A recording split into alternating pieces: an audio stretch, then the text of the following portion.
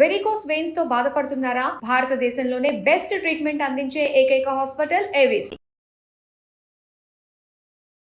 అందమైన జీవితానికి స్వాగతం. నమస్తే కళ్యాణ్ గారు. కళ్యాణ్ గారు, దివ్య అనే ఒక అమ్మాయి మెయిల్ చేసింది మనకి. ఒకసారి మీరు ఓకే అంటే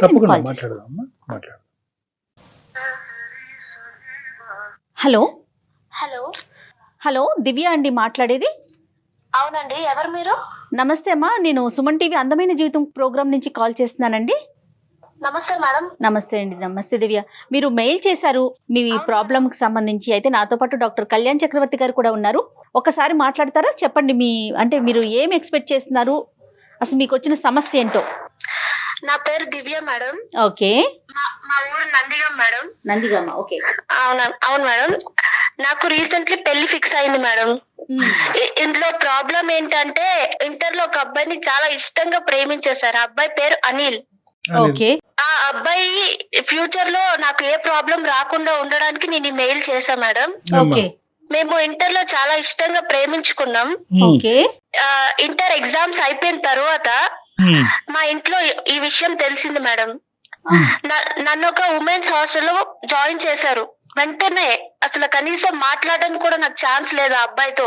ఓకే. వెంటనే జాయిన్ చేశారు. నేను ఆ అబ్బాయితో ఎంత మాట్లాడదామన్నా అసలు ఏం లేదు మేడం, నాకు అసలు వేరే ఆప్షనే లేదు ఆ అబ్బాయితో మాట్లాడడానికి. సో కమ్యూనికేట్ చేయలేకపోయారు. అవును, అసలు మాట్లాడకపోయి నేను ఎంతగానో ట్రై చేశాను మేడం.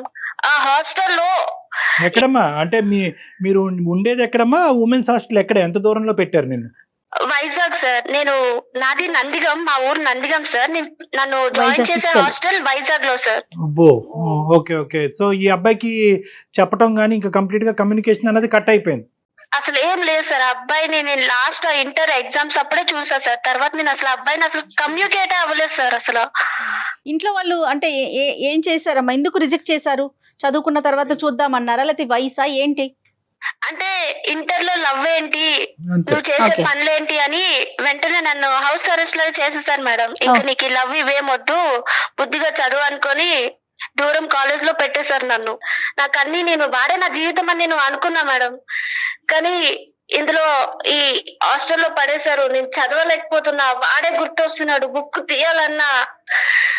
అయితే నా బాధ చూడలేక మా వార్డెన్ నన్ను అడిగారు, ఏమైందమ్మా, ఎందుకు ఇలా అయిపోతున్నావు, క్లాసెస్ వినడం లేదు అని అడిగితే నేను చెప్పా మేడం ఇలా అని, ఈ అబ్బాయిని ఇష్టపడ్డాను, ఇలా అయింది మేడం అంటే ఆమె చెప్పింది నాకు, నువ్వు మంచిగా చదువుకో, నేనే మీ పేరెంట్స్ తో మాట్లాడిపిస్తాను, మాట్లాడి ఆ అబ్బాయితో నీకు ఇచ్చి పెళ్లి చేస్తా అని ఆమె ఇలా ఒక హోప్ ఇచ్చారు మేడం.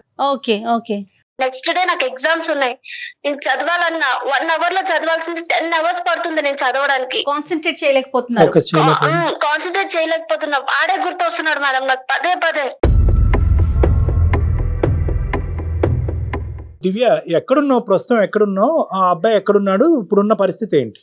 నా డిగ్రీ కంప్లీట్ అయిపోయింది సార్. నేను మా ఊరు వచ్చాను, నందిగం వచ్చి 2 months అయింది సార్. సంతోషం. అబ్బాయి కూడా నందిగంలో ఉన్నాడు, కానీ నేను వచ్చానని కూడా తెలియదు సార్ ఆ అబ్బాయికి అసలు. ఓకేనమ్మా. నేను నా ఫ్రెండ్ వచ్చి నాకు కలిసింది, ఎలా ఉన్నావు ఏంటి అని. నా ఫ్రెండ్ నా దగ్గరకు వచ్చింది, వచ్చి అడిగింది ఎలా ఉన్నావు ఏంటి అంటే నేను అడిగా సార్, అనిల్ ఎలా ఉన్నాడు, ఏం చేస్తున్నాడు అంటే తను చెప్పింది సార్ నాకు, నువ్వు ఇంకా వాడినే లవ్ చేస్తున్నావా? అవును, నేను ఆడనే లవ్ చేస్తున్నా, వాడేనే నేను లవ్ చేస్తున్నా అని చెప్తే ఆమె అన్నది, నీ ముఖం, వాడిని ఇంకా లవ్ చేస్తున్నావు అంటే వాడు వేరే అమ్మాయితో లవ్ చేస్తున్నాడు, నీ బెస్ట్ ఫ్రెండే తను అని చెప్పింది.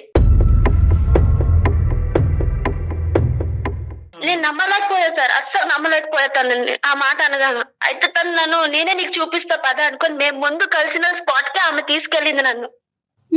తీసుకెళ్తే నేను చూసా, ఆ అబ్బాయి నా బెస్ట్ ఫ్రెండ్ తోనే నా ముందే ఆ పార్క్ లో ఆ అమ్మాయిని ముద్దు పెడుతున్నాడు సార్.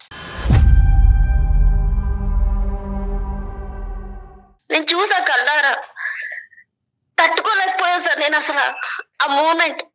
వీడేనా ఇలా చేసింది, నా లవరేనా, నన్ను లవ్ చేస్తూ వేరే అమ్మాయితో ఎలా ఉండాలనుకున్నాడు. ఆ మూమెంట్ నేను చాలా షాక్ అయ్యా సార్, చాలా డిప్రెషన్ లోకి వెళ్ళిపోయా, ఏం మాట్లాడాలో కూడా తెలియదు నాకు. కదమ్మా, మీ ఇద్దరు ఒక్క నిమిషం. నాన్న దివ్య, ఎంత గ్యాప్ అమ్మా మీ ఇద్దరి మధ్యన? అసలు కమ్యూనికేషన్ లేకుండా ఉన్న గ్యాప్ ఎంత? ఈ మధ్యలో ఏమైనా కమ్యూనికేషన్ చేయడానికి నువ్వు గానీ అతను గానీ ట్రై చేశాడా? ఇవి చెప్పమ్మా. బట్ నేను చాలా ట్రై చేసా సార్. గ్యాప్ ఎంతమ్మా? గ్యాప్ ఎంత నాన్న? నువ్వు హాస్టల్కి వెళ్తాను 3 years. ఓకే, ఈ 3 years ఎటువంటి కమ్యూనికేషన్ లేదు, ఆ అబ్బాయి కూడా ఎటువంటి ప్రయత్నం చేశాడు. ఒకప్పుడు ప్రయత్నం చేస్తే కనుక నీ వేరే అబౌట్స్ తెలియటానికి ఏమైనా అవకాశం ఉందా అమ్మా? ఏం లేదు సార్, అసలు 3 years ఏం మాట్లాడుకోలేదు. అసలు నేను ఉన్నానో లేదో కూడా వాడికి తెలియదు అలా సార్. కాదు నాన్న, మీ ఇద్దరి మధ్యన ఒక కామన్ ఫ్రెండ్ ఎవరో ఒకరు ఉండాలిగా. ఆ కామన్ ఫ్రెండ్ ని ఏమే ఎక్కడున్నది దివ్య ఎక్కడుందని ఒక మాట అడుగుంటే దివ్య పరానా చోట ఉంది అనేటటువంటి చెప్పుండేవారు కదా. అసలు ఆ అబ్బాయి ప్రయత్నం చేసాడా లేదా? ఆ అబ్బాయి ప్రయత్నం చేసాడో లేదో నాకు తెలియదు సార్. నేను అబ్బాయి అసలు కాంటాక్ట్ అవ్వలేదు కదా. Contact అవ్వలేదా? Okay. నేను ఇక్కడికి వచ్చినాక నాకు నా ఫ్రెండ్ చెప్పింది ఇలా అని. కాదమ్మా, హాస్టల్లో ఉన్నప్పుడు ఒక్క అవకాశం కూడా నీకు రాలేదా? లేదంటే ఆ అబ్బాయి కామన్ ఫ్రెండ్స్ ద్వారా నీతో కాంటాక్ట్ అవడానికి ట్రై కూడా చేయలేదా? ఏమో సార్, అసలు ఆ అబ్బాయితో నేను ఏం మాట్లాడలేదు సార్. నాకు ఏం తెలియదు ఆ అబ్బాయి గురించి. నేను ఊరొచ్చిన తర్వాత నాకు తెలిసింది ఈ విషయం అన్నది. మధ్యలో హాలిడేస్ అప్పుడు ఇంటికి నువ్వు వచ్చినప్పుడు ఇంటికి వచ్చా సార్, అయినా సరే నాకు ఫోన్ లేదు, ఏం లేదు. మళ్ళీ స్టేషన్ కి వెళ్ళాలన్నా సరే 4 మనుషులు పెట్టి వాళ్ళతోనే వెళ్ళి వాళ్ళతోనే రావడం, మొత్తం హౌస్ అరెస్ట్ చేస్తారు సార్. ఈవెన్ నేను ఒక ఫోన్ మాట్లాడాలన్నా కూడా నాకు అక్కడ ఏ పాయింట్ లేదు సార్, సోర్స్ లేదు నాకు అసలు మాట్లాడడానికి. మొత్తం బంధించేసారు జైలు లాగా. హాస్టల్ నుంచి కూడా నీకు సోర్స్ లేదమ్మా? ఒక సందర్భంలో కూడా ఎవరైనా ఫ్రెండ్ ఫోన్ గానీ వార్డెన్ ఫోన్ గానీ? ఏం లేదు సార్, అసలు నాకు ఎవరితో మాట్లాడించే వాళ్ళు కాదు అసలు. నా ఫ్రెండ్స్ ని కూడా మా ఇంటికి రానించే వాళ్ళు కాదు అసలు. నీకైతే అవకాశం లేదు అని అంటున్నావు. ఆ అబ్బాయికి ఎన్ని అవకాశాలు ఉన్నా కూడా ట్రై చేశాడా లేదా అన్నది తెలియదు అంటున్నావు. కాబట్టి 3 సంవత్సరాల పాటు మీ మధ్యన ఎటువంటి గ్యాప్ లేదు. 2 months అయితే కనుక నువ్వు మళ్ళీ నందిగామమ్మా, 2 months క్రితం నందిగామ వచ్చావు. ఎందుకు వచ్చావమ్మా? ఎగ్జామ్స్ అయిపోయాయి సార్, డిగ్రీ కంప్లీట్ అయిపోయింది, వచ్చేసాను నేను ఇంటికి. నాకు ఇంట్లో సంబంధాలు చూసారు సార్, నాకు మ్యారేజ్ ఫిక్స్ అయింది. అంటే ఇలా సంబంధాలు చూసారు. ఈ విషయం అనేది ఒక విషయం అనేది నేను వాడికి చెప్పాలి కదా సార్. నేను వాడిని ఇష్టపడ్డా కదా, ఏమైంది ఏంటి అనేది నేను చెప్పాలి కదా. నేను వచ్చాను ఊరు.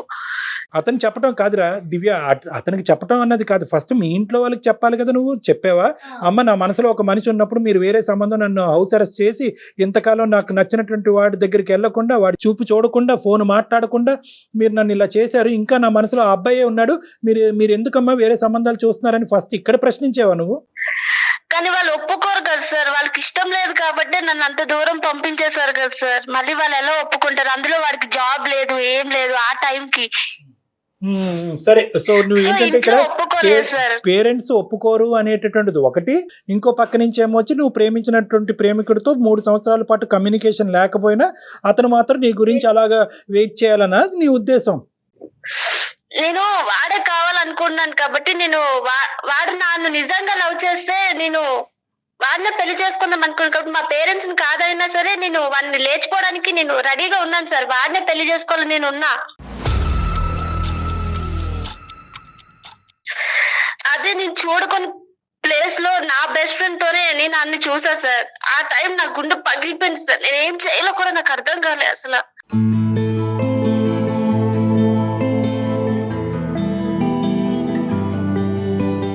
దాని తర్వాత రోజు నేను ఒకసారి కాల్ చేసి మాట్లాడా సార్. నేను ఎన్నిసార్లు కాల్ చేసినా లిఫ్ట్ చేయడం లేదు సార్. మెసేజ్ కూడా రెస్పాన్స్ లేదు సార్. అసలు నేను ఎన్నిసార్లు కాల్ చేసినా. ఓకే, నేను నా ఫ్రెండ్ మొబైల్ నుంచి కాల్ చేసా. ఓకే, లైక్ అన్నోన్ నెంబర్ లాగా కాల్ చేస్తే లిఫ్ట్ చేశారు. లిఫ్ట్ చేసి నేను చెప్పా, మనం ఇలా మాట్లాడాలి, మన కలిసే స్పాట్ కి ఒకసారి రండి అని చెప్పాను. అతను వచ్చారు. అయితే నేను చెప్పా, మేడం నాకు ఇలా ఇంట్లో పెళ్లి సంబంధాలు చూసారు, నేను పెళ్లి చేసుకుంటున్నాను అని చెప్పాను. ఆ అబ్బాయి నేను 3 years తర్వాత నాకు కలిసేంత ఆనందం అవేం లేదు, లైక్ నార్మల్ గానే ఉన్నాడు ఆ అబ్బాయి. అవునా, ఏం చేస్తున్నాడు అబ్బాయి, ఎంత సాలరీ అబ్బాయికి, ఇలాంటి క్వశ్చన్స్ అడుగుతున్నాడు. మరి ఎందుకు వచ్చాడమ్మా? నువ్వు పిలవగానే ఎందుకు వచ్చాడు? ఏదో పేరెంటానికి వచ్చినట్టు ఏం వింటానికి వచ్చాడు?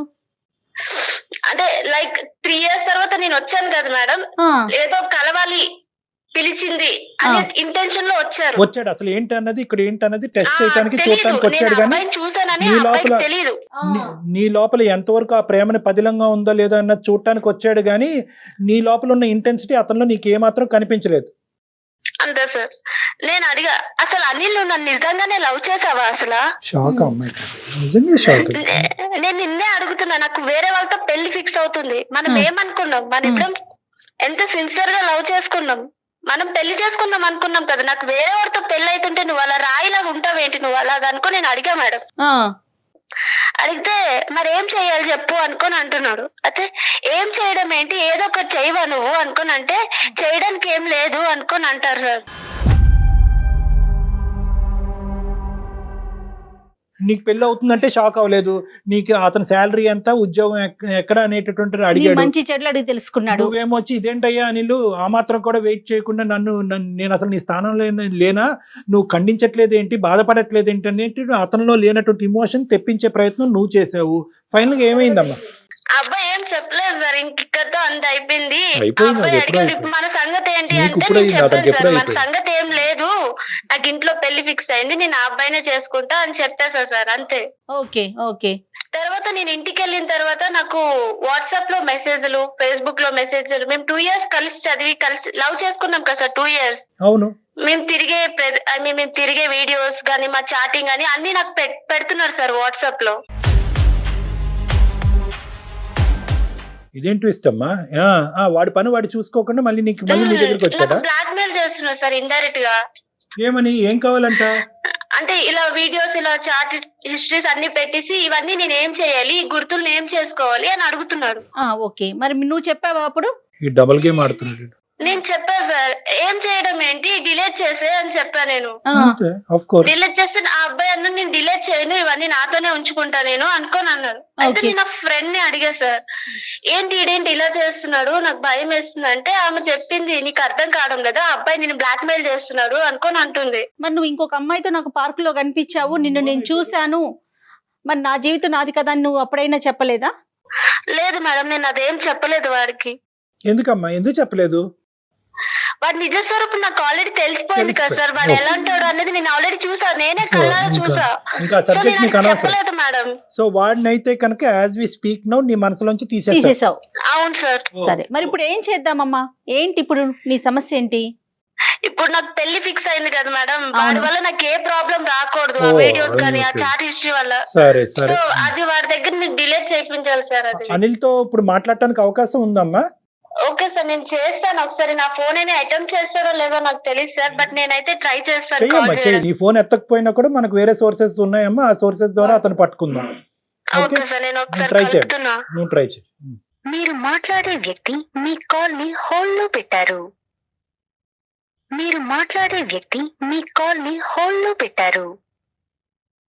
హలో హలో సార్, కాన్ఫరెన్స్ లో ఉన్నారు. బాబు అనిల్, నా పేరు డాక్టర్ కళ్యాణ్ చక్రవర్తి. అందమైన జీవితం అనేటటువంటి ఒక చక్కటి కార్యక్రమం నుంచి మాట్లాడుతున్నాను నీలాంటి వాళ్ళ గురించే. చెప్పండి సార్. ఇప్పుడు ఈ అమ్మాయి ఎవరు? ఈ అమ్మాయికి నీకున్న సంబంధం ఏంటి? ఎవరు సార్? దివ్యనా? దివ్యనే కదా మిమ్మల్ని కాన్ఫరెన్స్ లో ఎంతమంది ఉన్నారు మీ రేషన్ కార్డులో? ఇంటర్ లో మీ ఇద్దరు లవర్స్ సార్, ఇది మాత్రం వాస్తవం. ఓకే. అయితే ఆ అమ్మాయి ఇంటర్ అయిపోగానే నాకు కనపడకుండా వెళ్ళిపోయింది. ఎటో నాకు కనపడకుండా వెళ్ళిపోయింది. కనీసం నేను అప్పటి నుంచి ఆ అమ్మాయి కోసం ఎంత ట్రై చేసినా కూడా ఆ అమ్మాయి ఎక్కడ అమ్మాయి అడ్రస్ దొరకలేదు నాకు. ఎంతకాలం ట్రై చేశాను నాయన? సార్ నేను దగ్గర 2 years తిరిగాను సార్. ఆ అమ్మాయి 3 సంవత్సరాలు వెళ్ళిపోయింది కదా, నేను 2 years తిరిగాను. నేను వాళ్ళ గల్లీలో సార్, నేను వాళ్ళ ఇల్లు తప్ప మిగతా ఇల్లు మొత్తం ఎంక్వైరీ చేశాను సార్. వాళ్ళ ఇంటికి పోతే బాగోదని చెప్పేసి నేను ఎత్తికాను. తర్వాత వాళ్ళ అమ్మమ్మ వాళ్ళ ఇంటికి పండగలకు గట్ట ఏమన్నా వెళ్ళిందేమని చెప్పేసి నేను అక్కడికి కూడా వెళ్ళాను. అక్కడ ఆ ఊర్లో కూడా లేదు.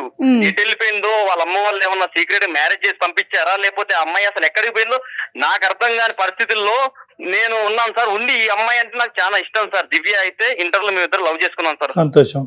ఎటు వెళ్ళిపోయిందో కాదండి, ఏమైందో అనే అనుమానం ఉండాలి. ఇక్కడ మనం మాట్లాడే మాటలోనే చాలా మీనింగ్స్ వచ్చేస్తాయి కదా.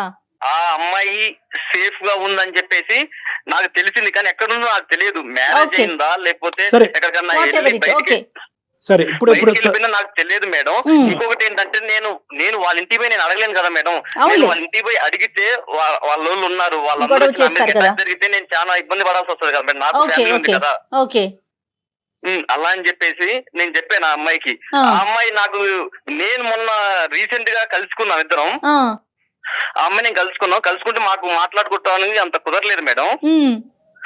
ఇప్పుడు కాల్ చేసింది మళ్ళీ నాకు. కాదని ఇప్పుడు ఆ దివ్య 2 కారణాల చేత వెనక్కి వచ్చింది నందిగామ. ఏ, తన చదువు అయిపోయింది. బి, పెళ్లి సంబంధాలు చూస్తున్నారు. ఈ పెళ్లి సంబంధాలు ఇలా చూస్తున్నారు అనేటటువంటి అంశం నీ వరకు చెప్పడానికి ఆ అమ్మాయి నీ ఎదుర్కొంటూ వచ్చింది, అవునా కదా? వచ్చింది, నాకు చెప్పింది సార్. ఆ రోజు చెప్పింది. ఎక్కువగా మళ్ళీ వాళ్ళ పెదనాన్న ఎవరు అటు నుంచి వెళ్ళిపోతుంటే ఆ అమ్మాయి వెళ్ళిపోయింది ఇక సడన్ గా చెప్పేసి. ఇన్ని సంవత్సరాలు కనిపించినటువంటి ఒక అమ్మాయి నీకు కనిపించింది. ఏ అమ్మాయి గురించి అయితే కనుక నువ్వు గల్లీ గల్లీ తిరిగావో, ఎక్కడికి వెళ్ళిపోయిందనో భయపడ్డావో, బతుకుందో చనిపోయిందనో ఆలోచించావో, ఆ అమ్మాయి ఈ రోజు నీకు కనిపించింది. కనిపించినప్పుడు నీ రియాక్షన్ ఏంటి? నెంబర్ 1. నెంబర్ 2, కనిపించినటువంటి అమ్మాయి నాకు ఒక పెళ్లి సంబంధం కుదిరింది, ఇది నా పరిస్థితి, ఏం చేద్దాం అని అడిగినప్పుడు నీ రియాక్షన్ ఏంటి? ఈ 2 రియాక్షన్లు ఎలా ఉన్నాయన్నది నాకు చెప్పు. సార్, నేను యాక్చువల్లీ ఫస్ట్ టైం దివ్యాన్ని చూడగానే నా కళ్ళల్లో నీళ్ళు వచ్చినాయి సార్. చాలా రోజులు చూశాను కదా సార్, నేను తట్టుకోలేకపోయాను సార్ ఆ అమ్మాయిని చూసి.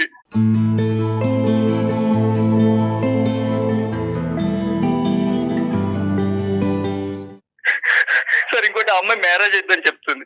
నేను అన్నాను, దివ్య నేను నిన్ను పెళ్లి చేసుకుంటానని నేను చెప్పాను సార్. నేను నిన్ను పెళ్లి చేసుకుంటాను దివ్య, నువ్వు నాతోనే ఉండు, ఎన్ని రోజులు ఎటుపోయినా నాకు సంబంధం లేదు. ఇప్పుడు మళ్ళీ నన్ను కావాలనుకుని నా దగ్గరకు వచ్చావు కదా నాతో మాట్లాడటానికి, మన ఇద్దరం పెళ్లి చేసుకున్నాం దివ్య అని నేను చెప్పాను సార్. ఓకే, ఏమంది తను? లేదు, నాకు మ్యారేజ్ సెట్ అయింది అని ఆమె చెప్పి వెళ్ళిపోయింది సార్. ఓకే, ఏం దివ్య నువ్వు చెప్పినానే, అతని వర్షన్ కంప్లీట్ డిఫరెంట్ గా ఉంది కదా, నీ గురించి ఎంతకాలం వెయిట్ చేసినట్టు మాట్లాడుతున్నాడు. సార్ ఆ అబ్బాయి అన్ని నాటకాలు వేస్తున్నారు సార్, అంతా నటన సార్, అంతా అబద్ధాలే. ఆడు నా బెస్ట్ ఫ్రెండ్ తోటే మేము ముందు కలిసిన పార్క్ లో ఆడు వేరే అమ్మాయితో ఉండడం నేను చూసా సార్. అక్కడ నా బెస్ట్ ఫ్రెండ్ గీతతో మనం కలిసిన పార్క్ లోనే నేను నీతో చూసా. నీ నాటకాలు ఆపు, నువ్వు నా దగ్గర చెప్పకు. దివ్య నేను చెప్పేది ఒకటి నువ్వు ఆపా, నీ లింక్ అంతా అయిపోయింది. నువ్వు నన్ను మోసం చెప్తాను విను దివ్య, దానికి నేను రీజన్ చెప్తాను విను. సార్, ఈ అమ్మాయి కంటే ఫస్ట్ నాకు ఆ అమ్మాయి ప్రపోజ్ చేసింది సార్ క్లాస్ లో. దివ్య అని గీత బెస్ట్ ఫ్రెండ్స్ వాళ్ళిద్దరు. ఆ అమ్మాయికి నాకు ఫస్ట్ ప్రపోజ్ చేస్తే ఈ లోపు నాకు ఈ అమ్మాయి మీద నాకు మనసు పడి నేను ఈ అమ్మాయిని లవ్ చేశాను. ఈ అమ్మాయితో జీవితాంతం ఉందామని చెప్పేసి నేను ఫిక్స్ అయిపోయాను సార్. జీవితంలో ఫిక్స్ అయిపోయిన తర్వాత ఆ అమ్మాయి ఏం చేసిందంటే ఈ అమ్మాయి గురించి బ్యాడ్ చెప్పింది నా దగ్గరకు వచ్చి. ఓకే, ఇంటర్ అయిపోగానే వెళ్ళిపోయింది కదా, బ్యాడ్ చెప్పింది వచ్చేసి. ఏమని, ఆ అమ్మాయి ఎందుకు, ఆ అమ్మాయి ఆల్రెడీ ఏరే వంతనో ఎటో వెళ్ళిపోయి ఉంటది, అది ఇదని నా అమ్మాయి డైవర్ట్ చేసింది సార్. నాన్న, గీత చెప్పిందే కరెక్ట్, కానీ గీత కనెక్ట్ అయిపోవటం ఏంటి నువ్వు? సార్ గీత కనెక్ట్ అయిపోతాం అంటే సార్ నేనేమన్నా హీరోనా సార్? ఏమన్నా సినిమా ఇది? నాకేం అవసరం సార్? ఇప్పుడు ఆ అమ్మాయి వెళ్ళిపోయింది, మాకంత స్తోమత లేదు. ఆ అమ్మాయిని ఎక్కడుందో మొత్తం దేశాలు తిరిగి వెతికేంత స్తోమత నా దగ్గర లేదు సార్. వాళ్ళకి డబ్బు ఉంది కాబట్టి దేశాలు పంపించుకుంటారు, కానీ మా వల్ల కాదు. అందుకే నేనేం చేశాను, గీత ఆల్రెడీ ముందు ప్రపోజ్ చేసింది కాబట్టి అమ్మాయికి మూవ్ అయిపోయాను.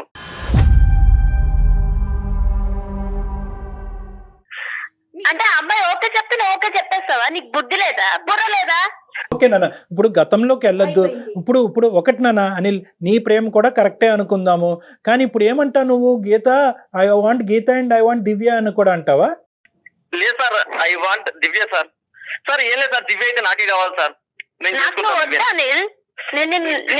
నీ మీద నా ప్రేమ చచ్చిపోయిందిరా. మరి లేదు, నాకు నువ్వు అవసరం లేదురా. దివ్య నేను ఎందుకు చెప్తున్నాను, 20 కాళ్ళు పట్టుకుంటానే దివ్య. అవసరం లేదు, నీ నిజ స్వరూపం అంతా బయటకు వచ్చేసింది. ఇంకా నేను నటన ఆపేసా. ఇంకా ఒకసారి దివ్య, నువ్వు ఎంతైతే కనుక ఎటువంటి దిక్కుతోచినటువంటి పరిస్థితుల్లో అతను కమ్యూనికేట్ చేసుకోలేకపోయావు, అంతే విధంగా ఆ అబ్బాయి కూడా నిన్ను వెతుకుతూ ఇంకెక్కడ ఏ కాంటాక్ట్ దొరకపోవటం. సో నువ్వు చెప్పినటువంటిది ఎంతైతే నమ్మాలో అతను చెప్పింది కూడా అంతే నమ్మాలి. Okay, so both of you are on an equal stage. సో ఇప్పుడు మా అందరికి అర్థమైంది ఏంటంటే, మీరిద్దరు నాటకం ఆడలేదు, ఇద్దరు గాఢంగానే ప్రేమించుకున్నారు, ఎటొచ్చి కమ్యూనికేషన్ గ్యాప్ అనేది ఏర్పడింది. ఈ మధ్యలో దురుద్దేశంతో అవనివ్వండి, ఇంకో ఉద్దేశంతో అవనివ్వండి, గీత అనేటటువంటి అమ్మాయి దూరింది. ఆ అమ్మాయికి ఈ అబ్బాయికి తెలిసి తెలియకుండా ఈ అబ్బాయి కనెక్ట్ అయిపోయాడు. సో గీతకి చెప్పుకునేటటువంటి విధంగా నేను చెప్పుకుంటాను, గీతను వెనక్కి పెడతాను. గీతతో నా ప్రయాణం అనేటటువంటిది కరెక్ట్ ప్రయాణం కాదు, నా మనసులో ఉండేటటువంటిది దివ్య మాత్రమే, దివ్యే నాకు కావాలి అని అంటున్నాడు. మరి నువ్వు కూడా అంతే ఇదిగా గాఢంగా ప్రేమించావు కదమ్మా. 3-4 సంవత్సరాల పాటు నువ్వు వెయిట్ చేసావు కదా, చదువు మీద కూడా కాన్సన్ట్రేట్ చేయలేకుండా ఈ అబ్బాయినే మనసులో పెట్టుకుని ఈరోజు తల్లిదండ్రులు ఒక సంబంధం తీసుకురాకపోతే ఖచ్చితంగా నువ్వు ఈ అబ్బాయి గురించే వెళ్ళి పెళ్లి చేసుకుని ఉండేదాను కదా. సో ఇద్దరు మరి నీ తల్లిదండ్రుల మీద నీకు భయాన్ని ఎదుర్కోలేక ఈ కారణాన్ని చూపెడుతున్నావా, లేదంటే ఈ అబ్బాయి అనేటటువంటి వాడు నీ మనసులో పూర్తిగా చచ్చిపోయాడా? ఆ అబ్బాయి అబ్బాయి నా మనసులో అంత పూర్తిగా చచ్చిపోయాడు సార్, మరి లేడు. సార్ లేదు సార్, సార్ అది వాళ్ళ అక్క మాటలు ఇన్ని ఎట్లా చేస్తుంది సార్. దీనికి నేనంటే చాలా ఇష్టం సార్ దివ్యకి. ఎప్పుడు ఇలా మాట్లాడలేదు సార్, ఫస్ట్ టైం ఇలా మాట్లాడుతుంది దివ్య. మొన్న కలిసినప్పుడు కూడా చాలా మంచిగా మాట్లాడింది. ఇప్పటికిప్పుడు పెళ్ళని నాటకం ఆడుతున్నారు సార్. నీ నిజ స్వరూపం చూసాను కాబట్టి నీ మీద నాకు ఇష్టం చచ్చిపోయిందిరా. నన్ను ఒక్క నిమిషం దివ్య, నిజ స్వరూపం చూశాడు అని చెప్పి నువ్వు ఒక సినిమా చూసినట్టుగా మాట్లాడక్కర్లేదమ్మా. ఒక సంఘటన చూసావు, ఆ సంఘటన అబ్బాయి ఏమీ వ్యతిరేకించలేదు, అది జరిగినటువంటి సంఘటనే, దాని వెనకట్లు ఉన్న కారణాలు పూర్వపరాలు అన్ని విడమర్చి చెప్పాడు. ఈ రోజు అతను రియలైజ్ అయ్యాడు, ఏది అసలైనటువంటి ప్రేమ, నా ప్రేమ ఇంకా పదిలంగానే ఉంది, నా దివ్య తిరిగి వచ్చింది అనే ఆనందంలోనే ఈ లోపల నువ్వు మిస్అండర్స్టాండ్ చేసుకోవటం మొదలు పెట్టావు. అతను చేసింది తప్పే, ఆ తప్పును ఒప్పుకుంటున్నాడు, తప్పును ఒప్పుకున్నాడు. ఆ అమ్మాయికి చెప్పేటటువంటి బాధ్యత నాదన్నాడు. దివ్యకే 100% నా మనసులో స్థానం అని చెప్పాడు. ఆ అబ్బాయి వర్జన్ ఆ అబ్బాయి క్లియర్ కట్ గానే చెప్తున్నాడమ్మా. కానీ నువ్వు మాత్రం నేను అది చూస్తాను కాబట్టి మనసులో ఇరిగిపోయింది, చూస్తాను కాబట్టి మనసులో ఇరిగిపోయింది అని అదే పాత పాట పాడుతున్నావు. నువ్వు నిజంగా ఈ రోజుకి ఇప్పటికీ కూడా నీ మనసులో నిజంగా ప్రేమ ఉంటే కనుక నీ తల్లిదండ్రులకి చెప్పుకునే ధైర్యం నీకుందా? నేను చెప్తాను సార్ ఇంట్లో, బట్ వాళ్ళు ఒప్పుకుంటారనే నమ్మకం నాకు లేదు సార్. అది 2 డిఫరెంట్ కాన్సెప్ట్స్ అమ్మా. ఇప్పుడు ప్రేమ చచ్చిపోయిందా లేదంటే వాళ్ళు ఒప్పుకోరనేటటువంటి భయంతో ఈ ప్రేమను కాదంటున్నావా? లేదు సార్, వీడి మీద నాకు ప్రేమ చచ్చిపోయింది సార్. అంటే తను ఇంకా అది మనసుకు తీసుకుంది, దానిలో నుంచి బయటికి రాలేకపోతుంది. ఒకప్పుడు ఈ సంఘటన చెప్పకపోతే కనుక, ఈ సంఘటన జరగకపోతే కనుక, ఎప్పుడు నువ్వు వదిలి వెళ్ళినటువంటి అనిల్ ఇప్పుడు కూడా అలాగే ఉంటే కనుక నీ తల్లిదండ్రులు ఎదిరించి ఈ అబ్బాయిని వచ్చి ముందుకు వచ్చి పెళ్లి చేసుకుని ఉండేదానివా? అవును సార్, ఎలా అయినా పెళ్లి చేసుకున్నాను సార్. దివ్య నా తప్పైంది, క్షమించే. నీ కాళ్ళు పట్టుకుంటాను దివ్య. నువ్వు ఈ మాట మాత్రం అనకు దివ్య. సార్ ఇప్పుడు గనక ఆ అమ్మాయి చేసుకుంటా అంటే ఇప్పుడే తాళి కట్టేస్తాను సార్ నేను మరి అనిల్, ఇంత తీసుకొచ్చి. ప్రేమ ఉన్న వ్యక్తివి ఒక 3 సంవత్సరాల అబ్బాయి లేకపోయేసరికి ఇంకొకరిని ఎలా ఫీల్ చేసేస్తావు నీ జీవితంలో చెప్పు?